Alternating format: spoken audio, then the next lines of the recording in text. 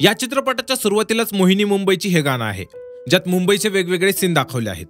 आणि गाणं झाल्यावर आपण अमित व मंजिरीला पाहतो, जे की नवरा बायको असतात आणि आत्ताच हे महाबळेश्वरून फिरून आलेले असतात. प्रत्यक्ष त्यांचं नुकतंच लग्न झालेलं असतं. आणि यांच्या कुटुंबाबद्दल सांगायचं तर अमितला एक लहान भाऊ आहे, जो की डान्सर असतो. आणि अमितचे जे वडील असतात ते घोड्यांच्या पागेमध्ये कामाला असतात, म्हणजेच ते रेसमध्ये धावणाऱ्या घोड्यांची देखरेख करत असतात. तसेच अमितची आई हाऊसवाईफ असते. प्रत्यक्षात ह्या 5 जणांचं कुटुंब मुंबईतील लालबागच्या चाळीतील एका छोट्याशा घरात राहत असतं, ज्यात कोणालाच त्यांची प्रायव्हसी मिळत नसते. म्हणजेच हॉल पण तिथेच, किचन पण तिथेच, बेडरूम पण त्यातच आणि वॉशरूम पण. ज्यामुळे अमित व मंजिरीला एकत्र वेळ घालवताच येत नसतो. नेहमीच त्यांच्या आजूबाजूला कोण ना कोण असतं. आणि तसं असून देखील मंजिरी या घरात स्वतःला ऍडजस्ट करून घेण्याचा प्रयत्न करत असते. व या नवरा बायकोची केमिस्ट्री इतक्या किसमिळ काळात सुद्धा चांगली सुरू असते. प्रत्यक्षात नेहमी यांच्या आजूबाजूला कोण ना कोण असल्यामुळे हे दोघे एकमेकांना मेसेजच्या माध्यमातून बोलत असतात.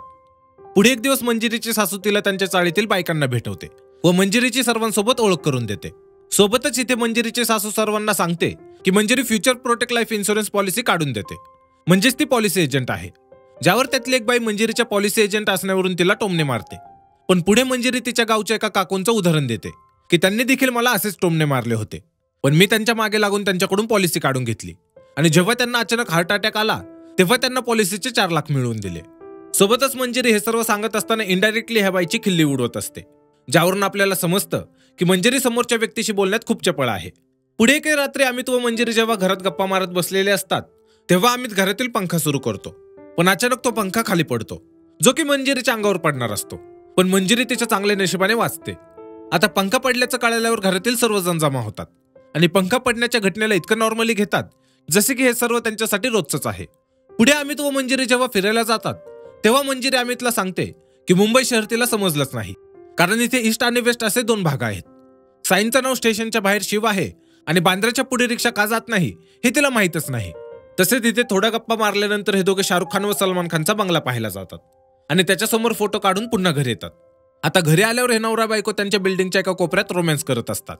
पण इतके त्यांच्या शेजारून अमितचा भाऊ कालवा करत जातो, ज्यामुळे या दोघांचाही मूड ऑफ होतो. त्याचबरोबर इथे मन फिरूनही हे गाणं आहे, ज्यात दाखवलं आहे की अमित नोटीस करतो की मंजिरीला त्याच्या घरामध्ये खूप ऍडजस्ट करावं लागत आहे आणि तरी देखील ती कसलीही तक्रार करत नाही. तसेच एकदा अमित जेव्हा कामावरून घरी येतो तेव्हा तो मंजिरीला फिरायला घेऊन जाणार असतो. पण इतक्यात अमितची आई म्हणते की तुम्ही कुठेही जायचं नाही. प्रत्यक्षात मंजिरीला देखील फिरायला जायचं असतं, पण तिच्या सासूमुळे तिची इच्छा नसताना देखील फिरायला जाणं तिला कॅन्सल करावं लागतं. पुढे आपण या दोघांना एका लॉजमध्ये पाहतो, कारण की यांच्या घरी पाहुणे आलेले असतात आणि घरात जागा नसल्यामुळे यांना इथे राहावं लागत आहे. इथे अमित मंजिरीला सांगतो की त्याला असं राहण्याचा खूप त्रास होत आहे. तसेच तो सांगतो की त्याची लहानपणापासून एक इच्छा आहे, ती अशी की त्याला त्याच्या घरात सर्व कपडे काढून झोपायचं आहे. तसेच तो म्हणतो की आपण आपलं नवीन घर घ्यायचं का, जे ऐकल्यावर मंजिरी खूप आनंदी होते आणि पुढे हे दोघे नवीन घर घेण्यासाठी तयारी करायला लागतात. आता यानंतर आपण अमितला त्याच्या मित्रांसोबत पाहतो. हा आहे धनंजय, जो की पोलीसमध्ये ट्रॅफिक हवालदार असतो, आणि हा मयूर, जो की इंजिनियर असतो व तो विमानाचे पार्ट्स बनवण्याच्या कंपनीमध्ये कामाला असतो.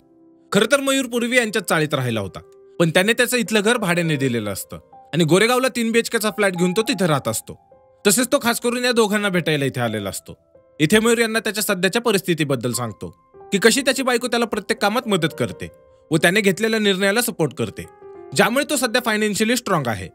सोबतच तो अमितला सांगतो की तू पण एक नवीन घर घेऊन तिथे शिफ्ट हो, आणि त्यासाठी तो त्याच्या एका इस्टेट एजंट मित्राला फोन लावतो व अमितला फ्लॅट बघून द्यायला सांगतो. पुढे अमित त्या इस्टेट एजंट वाल्यासोबत एक फ्लॅट पाहायला जातो, जो की त्याला खूप आवडतो. पण तो एजंट सांगतो की जोपर्यंत तुम्ही टोकन देणार नाहीत तोपर्यंत हा फ्लॅट मी तुमच्यासाठी राखून ठेवू शकणार नाही. इतक्यात अमितला मंजिरीचा फोन येतो, जी त्याला सांगते की घरचे सर्वजण बाहेर गेले आहेत, त्यामुळे तू लवकर घरी ये, जेणेकरून यांना एकांतात वेळ घालवता येईल. आता अमित घाईघाई तिथून एका शॉपमध्ये जातो आणि तिथून मंजिरीला गिफ्ट देण्यासाठी एक जीन्स विकत घेतो. पण घरी गेल्यावर तो पाहतो की त्याचा लहान भाऊ त्याच्या गर्लफ्रेंडला घेऊन आला आहे, ज्यामुळे अमित आणि मंजिरीचा सर्व प्लॅन फिसकटतो. तसेच अमित मंजिरीला त्याने आणलेली जीन्स गिफ्ट करतो. सोबतच इथे किती सांगायचंय मला हे गाणं आहे, ज्यात दाखवलंय की अमितने जो फ्लॅट पाहिलेला असतो त्याचा अमित त्या एजंटला टोकन देतो आणि पुढे गाणं संपल्यावर तो मंजिरीला सरप्राईज देण्यासाठी फ्लॅट दाखवायला घेऊन जातो. आता फ्लॅट पाहिल्यावर मंजिरी खूप खुश होते आणि ती देखील अमितला एक सरप्राईज देते. ते असं की त्या अमितला सांगते की त्यांना बाळ होणार आहे, जे ऐकल्यावर अमित आनंदी तर होतोच, पण त्याचबरोबर आपण त्याच्या चेहऱ्यावर चिंता पण पाहतो, कारण अमितला 25,000 पगार आहे आणि आताच त्याने फ्लॅट घेतला आहे. त्यात जर त्यांच्या घरात बाळ आलं तर त्याला घरचा खर्च पाहून फ्लॅटचा हप्ता तर भरावाच लागेल, वर बाळाचा खर्च पण पाहावा लागेल. त्यामुळे अमित आधी फ्लॅट घेण्याचा प्लॅन करणार असतो, पण मंजिरीचा उतरता चेहरा पाहून तो ठरवतो की तो फ्लॅट घेणं कॅन्सल करणार. पुढे अमित त्या एजंटला फ्लॅटचं टोकन परत काढायला सांगतो, पण तो एजंट अमितला टोकन मधले 30,000 रुपये कट करणार म्हणून सांगतो, ज्यामुळे अमितची खूप चिडचिड होते, कारण त्याचा 1 महिन्याचा पगार टोकनच्या रूपात फुकट जाणार. आता मंजिरी जेव्हा त्याला चिडचिड करण्याबद्दल विचारते तेव्हा अमित तिच्यावर देखील खवळतो, कारण फ्लॅट घेत असताना मध्येच मंजिरीने बाळाचा प्लॅन केला, ज्यामध्ये त्याचे पैसे वायपट जात आहेत. ज्यावर मंजिरी त्याला रागवून म्हणते की मी अबॉर्शन करते. जे ऐकल्यावर अमित तिच्यावर हात उचलतो, पण इतक्यात तो स्वतःला आवरतो. यानंतर मंजिरी जेव्हा घरी जाते तेव्हा ती पाहते की तिचे बाबा घरी आलेले आहेत, जे की मंजिरीला माहेरी घेऊन जाण्यासाठी आलेले असतात. आता अमित व मंजिरीचं भांडण झालेलं असतं, त्यामुळे यांना पुन्हा बोलण्यासाठी वेळच मिळत नाही व मंजिरी तिच्या माहेरी जाते, जिथे तिच्या आईला मंजिरीने न सांगताच कळतं की मंजिरी प्रेग्नेंट आहे. यानंतर मंजिरी पुन्हा सासरी येते, पण अमित तिला पिक करायला जातच नाही. आणि अमितच्या आईला जेव्हा हे कळतं की अमित मंजिरीला आणण्यासाठी गाडीपर्यंत गेला नव्हता, तेव्हा त्या पण विचारात पडतात. आता यांच्या चाळीमध्ये एक आजोबा राहत असतात, ज्यांच्याकडे अमितच्या घरच्यांचं सारखं येणं जाणं चालू असतं. आणि मंजिरी जेव्हा त्यांच्याकडे जाते तेव्हा ती पाहते की त्या आजोबांकडे इंग्लिश शिकणाऱ्या सपना नावाच्या मुलीला सॅम्पल फ्लॅट एक्झिक्युटिव्ह म्हणून नोकरी लागली आहे. म्हणजेच ज्यांना नवीन फ्लॅट विकत घ्यायचे असतात त्यांना फ्लॅटबद्दल माहिती द्यायची. सोबतच इथे मंजिरी खोटं खोटंची क्लायंट बनते आणि सपना तिला खोटं खोटं फ्लॅट दाखवते. आता यामुळे मंजिरीला एक आयडिया मिळते आणि ती पुढे अमितला सोबत घेऊन नवीन फ्लॅट पाहायला जाते, जिथे तिला इंग्लिश नीट बोलायला जमत नसतं तरी त्या फ्लॅट एक्झिक्युटिव्ह सोबत ती इंग्लिशमध्ये बोलण्याचा प्रयत्न करत असते. तसेच बोलता बोलता मंजिरी त्या फ्लॅट एक्झिक्युटिव्हला फ्लॅटच्या बाहेर पाठवते आणि फ्लॅटच्या आतमधून कडी लावून घेते. आता अमितला काहीच कळत नाही की मंजिरी अशी का वागत आहे, पण इथे मंजिरी त्याला म्हणते की ती असा मूर्खपणा यासाठी करत आहे कारण तिला वाटतं की आपण आपल्या सीमा वाढवायला हव्यात. आपण आयुष्यात असं काहीतरी करायला हवं की आपल्याला स्वतःवर गर्व वाटला पाहिजे. तसेच ती म्हणते आपण हिंमत करून फ्लॅट घेण्याचा प्रयत्न करूयात आणि सोबतच बाळाची देखील काळजी घेऊत. आता मंजिरीच्या अशा बोलण्यामुळे अमितच्या मनातील तिच्या विषयीचा सर्व राग दूर होतो. त्याचबरोबर त्याचा फ्लॅट घेण्यासाठीचा आत्मविश्वास आणखी वाढतो. सोबतच हे दोघे ठरवतात की काहीही झालं तरी हे नवीन घर घेणार. यानंतर एके दिवशी अमितचे वडील जेव्हा कपाटामध्ये सुट्टे पैसे शोधत असतात तेव्हा त्यांना कपाटामध्ये अमित व मंजिरीने गेल्या काही दिवसात ज्या ज्या ठिकाणी फ्लॅटची चौकशी केलेली असते त्याची कागदपत्रे मिळतात. त्यामुळे संध्याकाळी जेवणाच्या वेळी अमितचे वडील त्याला याबद्दल विचारतात. त्यावर अमित सांगतो की आम्ही आपल्या सर्वांसाठीच नवीन घर घेत आहोत, कारण आता आपल्याला जागा पुरत नाहीये आणि पूर्वी मी एकटा होतो म्हणून चालत होतं, पण आता मंजिरी पण आहे, त्यामुळे नवीन घर घेणं गरजेचं आहे. आता यावर त्याचे वडील म्हणतात की तुला इतके दिवस या घराचा त्रास झाला नाही आणि आत्ताच कसा काय होत आहे. तुझ्या आईने देखील या घरात 30 वर्ष घालवली आहेत व तिने देखील इतके वर्ष ऍडजस्ट केलं आहे. आता बघता बघता या बाप लेकाचं भांडण इतकं वाढतं की दोघे एकमेकांना खूप काही बोलतात. त्यातच अमित सांगतो की मंजिरीच्या आधी देखील त्याला 7 मुलींचं लग्नासाठी स्थळ आलं होतं, पण त्यांनी अमितचा पगार आणि नोकरी पाहून नाही तर घर पाहून लग्नासाठी नकार दिला होता. आणि मंजिरीचे कशी होती जिने घर नाही तर माझा स्वभाव पाहून माझ्याशी लग्न केलं आहे आणि आता मला तिच्यासाठीच नवीन घर घ्यायचं आहे. प्रत्यक्ष त्यांना बाळ होणार आहे ही बातमी सर्वांना सांगण्यासाठी अमित पेढे घेऊन आलेला असतो, पण या भांडणामध्ये तो रागारागात बोलून जातो की ते आईबाबा होणार आहेत, ज्यामुळे जिथे यांच्या घरामध्ये आनंदी वातावरण व्हायला हवं होतं त्याउलट या बापलेकाच्या नात्यात थोडे दुरावे येतात. यानंतर मंजिरी जेव्हा तिच्या सासूसोबत बसलेली असते तेव्हा त्या मंजिरीला सांगतात की अमित आधी क्रिकेट खेळायचा आणि तो इतका चांगला क्रिकेटर होता की त्याने कित्येक सेंचुरी मारल्या होत्या. पण एक दिवस जेव्हा त्याने क्रिकेटसाठी कोचिंग लावायचं ठरवलं तेव्हा त्या कोचची फी 7,000 रुपये होती, जी की आम्हाला परवडणारी नव्हती. त्यामुळे मी त्याला क्रिकेटच्या मैदानातून खेचून आणलं होतं आणि त्यानंतर अमितने कधीच क्रिकेटचं नाव देखील काढलं नाही. मागे जेव्हा भारताने वर्ल्ड कप जिंकला होता तेव्हा सचिन तेंडुलकरने कप हातात उचललेला पाहून अमितचे वडील खूप रडले होते, कारण त्यांना खूप दुःख झालं होतं, कारण त्यांच्यामुळेच अमितला क्रिकेटमध्ये करिअर करता आलं नाही, नाहीतर अमित देखील आज चांगला क्रिकेटर असता. पुढे त्या म्हणतात की तुम्ही वेगळं राहण्याचा निर्णय घेतला तो चांगला आहे आणि मी देखील तुम्हाला आता सपोर्ट करणार. तुम्ही स्वप्ने पहा आणि त्याला माझ्याकडून जेवढी मदत मला करता येईल तेवढी मी करेल. आता नवीन फ्लॅट घ्यायचा म्हणून मंजिरी व अमित खूप मेहनत करायला लागतात व पैसे साठवायला लागतात. सोबतच अमित वेगवेगळ्या लोकेशनचे फ्लॅट पाहत असतो. तसेच आपण पाहतो की अमितच्या वडिलांना अजून वाटत असतं की अमित जो फ्लॅट घेणार आहे तो मंजिरी व त्याच्या स्वतःसाठी घेणार आहे. पुढे अमित जेव्हा धनंजयला म्हणजेच त्याच्या पोलीस मित्राला भेटतो तेव्हा बोलत असताना धनंजय त्याला सांगतो की तो कधीच कोणाकडून लाच घेत नाही, म्हणजेच ट्रॅफिकवाले जे 100-200 रुपयांची लाचखोरी करत असतात ती, ज्यावर अमितला आधी तर विश्वास बसत नाही. पण धनंजयचा प्रामाणिकपणा पाहून अमित त्याच्याकडून एक चांगला आदर्श घेतो. पुढे अमितला त्याच्या घरचे फोन करून सांगतात की अमितच्या मामाने एक घर पाहिलं आहे. त्यामुळे घरी गेल्यावर त्याचा मामा सर्वांना सांगतो की एअरपोर्ट जवळ एक झोपडपट्टी आहे, जी की सरकार काही दिवसांनी उठवणार आहे व त्या जागी बिल्डिंग बांधणार आहे. त्यामुळे आता आपण तिथे 3-4 लाखात एक झोपडी विकत घ्यायची आणि जेव्हा सरकार तिथे बिल्डिंग बांधतील तेव्हा त्या झोपडीच्या बदल्यामध्ये आपल्याला फ्लॅट मिळेल. आता या प्लॅनसाठी सर्वजण तयार होतात, पण अमित मात्र नकार देतो, कारण असं करणं इल्लीगल आहे.